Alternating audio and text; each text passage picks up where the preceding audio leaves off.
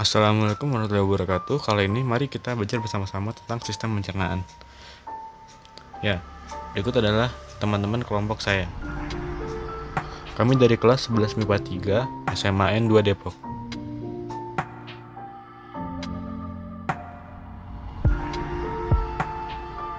Agar lebih sistematis, saya sudah membaginya ke 6 subbab. Di subbab pertama, kita belajar tentang tipe makanan dan molekul. Yang paling atas diisi oleh lemak. Lemak dibagi menjadi dua, yaitu lemak jenuh dan lemak tak jenuh. Bedanya ialah lemak tak jenuh itu memiliki ikatan rangkap 2 atau lebih, sedangkan lemak jenuh hanya satu rangkap saja. Lalu yang selanjutnya ada protein. Protein adalah polimer dari 20 asam amino. Dibagi menjadi dua, yaitu nabati dan hewani. Nabati berasal dari tumbuhan dan hewani berasal dari hewan. Beberapa di antaranya bersifat esensial.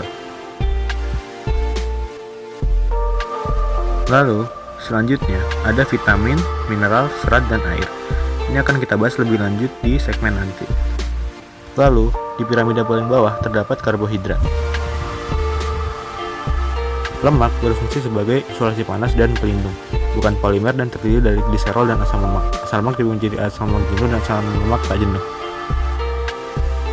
Protein terdiri dari atom C, H, O, dan N. Yang membedakan antara satu dan yang lainnya hanyalah gugus R-nya saja. Dan terdapat 20 asam amino. Lalu ada karbohidrat. Karbohidrat ialah polimer. Ada satu monomer, dua monomer, dan lebih dari dua monomer. Terbagi ke dalam 3 jenis itu. Fungsi molekul pada makanan pertama ialah sebagai energi tubuh, yang kedua pembentukan hormon, dan yang ketiga bahan pembangun membran. Dalam energi tubuh, karbohidratlah yang paling dipakai karena dia mempunyai efisiensi yang paling tinggi terhadap lemak dan protein. Dalam pembentukan hormon, lemak menghasilkan steroid dan protein menghasilkan enzim, hormon, dan kolagen.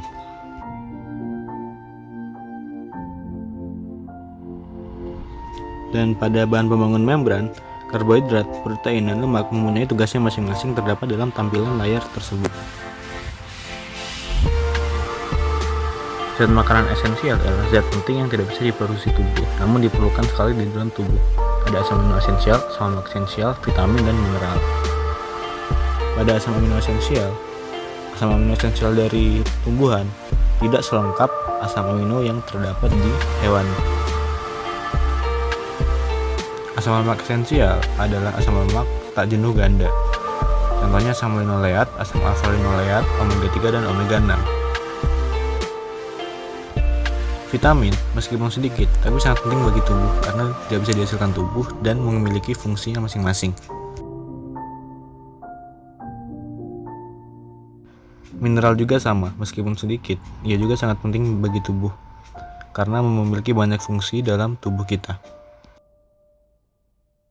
Pada sebab ini, kita akan belajar tentang mulut, kerongkongan, lambung, hati, pankreas, empedu, usus halus, usus besar, dan rektum. Mari kita ulas satu persatu. Makanan pertama kali masuk lewat mulut. Di dalam mulut terjadi pencernaan secara mekanis dan kimiawi.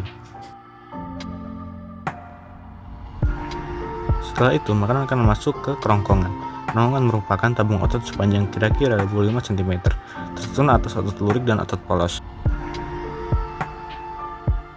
Setelah itu, makanan akan masuk ke lambung.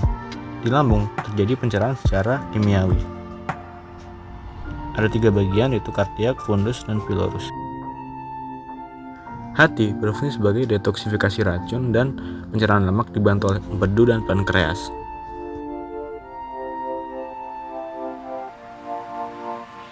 Pankreas membantu pencernaan lemak dengan sistem endokrinnya yang menghasilkan hormon dan sistem eksokrinnya yang menghasilkan enzim. Empedu berfungsi sebagai penyimpanan. Dia menghasilkan garam empedu dan bilirubin. Bilirubin berfungsi juga sebagai yang menghasilkan warna pada feses kita. Usus halus terbagi atas 3 bagian, yaitu duodenum, jejunum, dan ileum. Dinding usus mempunyai permukaan yang menonjol agar penyerapan sari-sari makanannya menjadi lebih efektif. Di usus besar, makanan akan diserap air-airnya. Di sini juga terdapat bakteri Escherichia coli untuk membusukkan makanan. Di sini juga terdapat usus buntu atau appendix. Rektum merupakan akhir dari proses pencernaan manusia.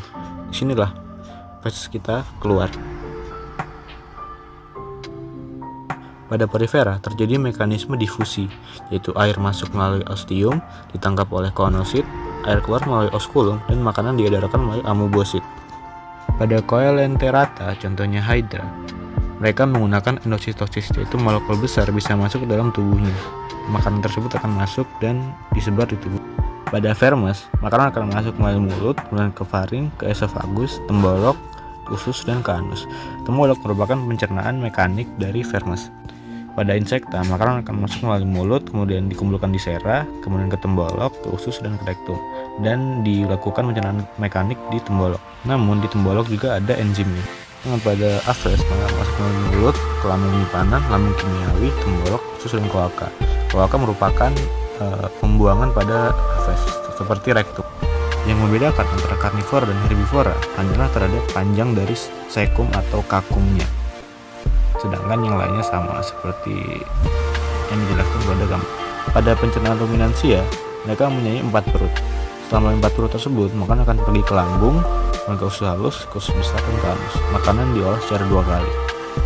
Enzim adalah katalis dari reaksi pencernaan. Jika tidak ada enzim, maka pencernaan pada manusia akan sangat lambat sekali dilakukan. Oleh karena itu, enzim sangat diperlukan. Gangguan pencernaan pada manusia banyak rupanya, seperti sariawan, gingivitis, periodontitis, karies gigi, gondong, dan gondok. Selain itu, ada juga GERD, gastritis, tukak lambung, peritonitis, IBD, dan konstipasi. Selanjutnya ada diare, apenditis, penyakit celiak, hemoroid, hepatitis, dan juga malnutrisi. Terima kasih telah menonton video pembelajaran ini. Jika ada salah mohon dimaafkan. Saya pamit undur diri. Wassalamualaikum warahmatullahi wabarakatuh.